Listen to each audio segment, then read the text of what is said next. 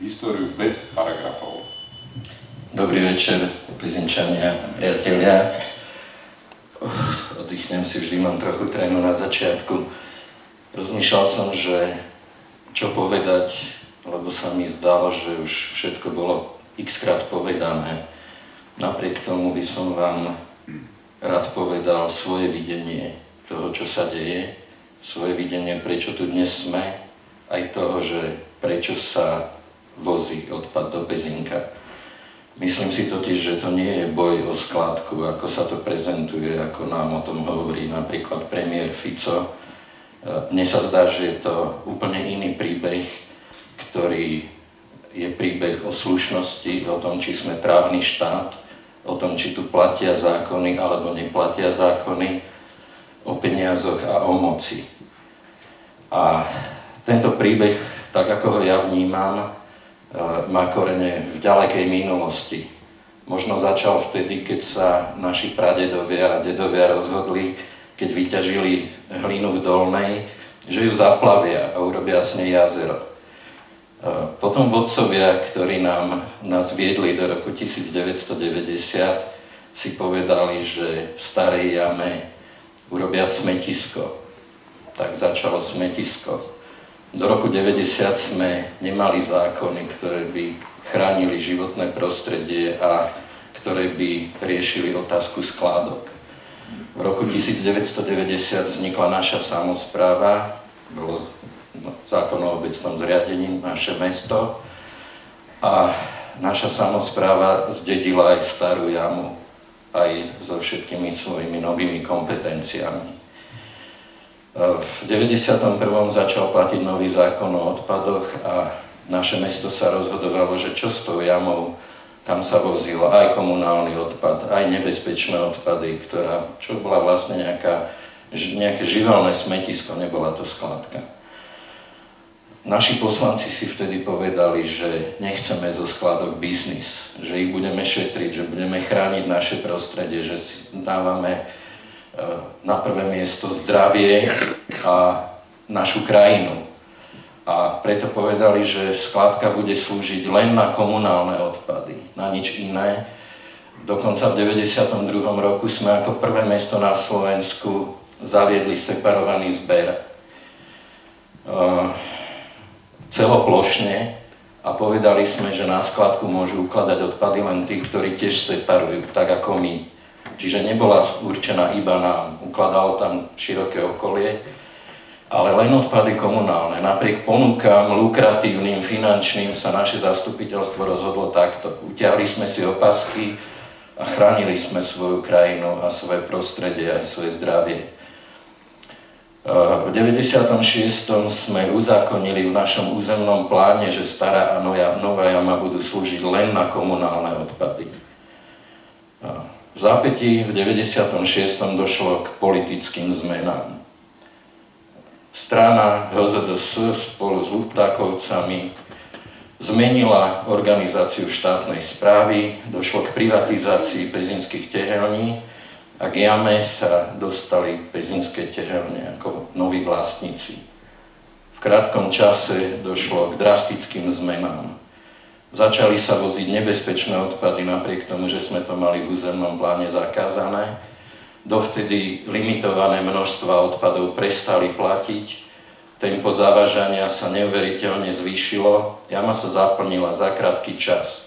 Bez ohľadu na to, že naša legislatíva, samosprávna legislatíva to zakazovala, úradníci, podnikateľ, politici, prokuratúra, súdy ignorovali tieto skutočnosti, ignorovali naše právo na životné prostredie, dali zelenú biznisu a porušovaniu zákonov. V 98. sme získali informácie z civilizovaného sveta o tom, že podobné skládky škodia.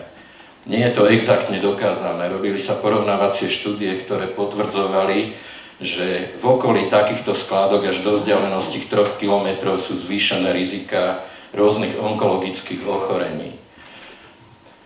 Keď Pezinčania zistili, že čo sa tu vlastne deje, tak si povedali, že štát nás nechráni, podnikatelia si robia svoje A preto sa Pezinok rozhodol, že zmení územný plán takým spôsobom, že už nepovolí takúto budúcnosť a v Novej Jame sme zakázali skládku.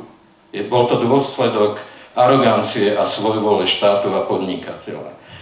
Takže v územnom pláne sme v roku 2002 skládku zakázali a pomerne pokojný stav trval do roku 2006. Opäť došlo k zmene politiky, k moci sa dostala strana Smer, Gováč, štátny tajomník ministerstva vnútra, ministerstva výstavby a regionálneho rozvoja, Jarman mladší, šéf krajského stavebného úradu, pán Čech sa stal poslancom v parlamente. A čo s nás spoločné?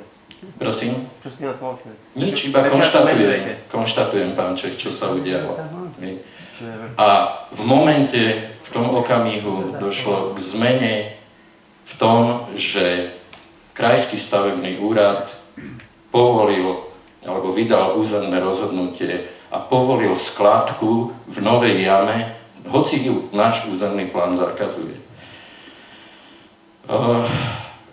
Potom ste zažili, mnohí vás, vidím tu tváre, ktoré sme stretávali na námestiach, bojovali sme, uchádzali sme sa o konania, nastal neuveriteľný príbeh od pamätného Silvestra, keď bolo na inšpekcii pojednávanie a tak ďalej a tak ďalej. Dnes máme rok 2010, v roku 2009 sa sem opäť začali voziť odpady. Ja som presvedčený teda, že to, čo sa deje, nie je boj o skladku. Zdá sa mi, že na jednej strane úrady, súdy, prokurátori, policajti, vládnuci politici a podnikateľ, na druhej strane samospráva, ľudia, ktorí tu žijeme, ľudia, ktorí sa uchádzame o to, aby platili zákony, aby tu platila slušnosť, chránime si svoje životné prostredie. Na druhej strane moc, valec, arogancia, biznis.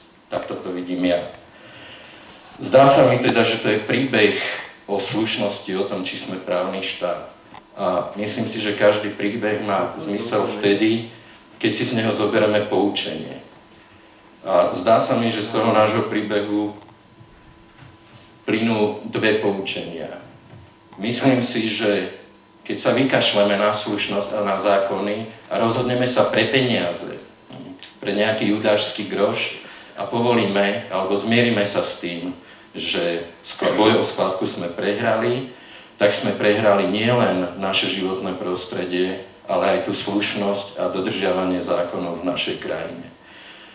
Druhé posolstvo, o ktorom si myslím, že nám jasne z tohoto príbehu vyplýva, je to, že čo sa stane, keď sa dostanú k moci ľudia, ktorí nectia naše práva rozhodovať o našom vlastnom prostredí. A preto vás chcem poprosiť, obyčajne ľudsky, spomeňte si na tie mená, o ktorých som hovoril, keď toto leto pôjdete voliť. A chcem vás poprosiť, nechoďte do záhradiek, choďte naozaj voliť, lebo príbeh bude pokračovať a bude iba od nás závisieť ako. A choďte voliť aj vtedy, keď pôjdeme voliť svojich zástupcov tu v komunálnej politike. Ďakujem.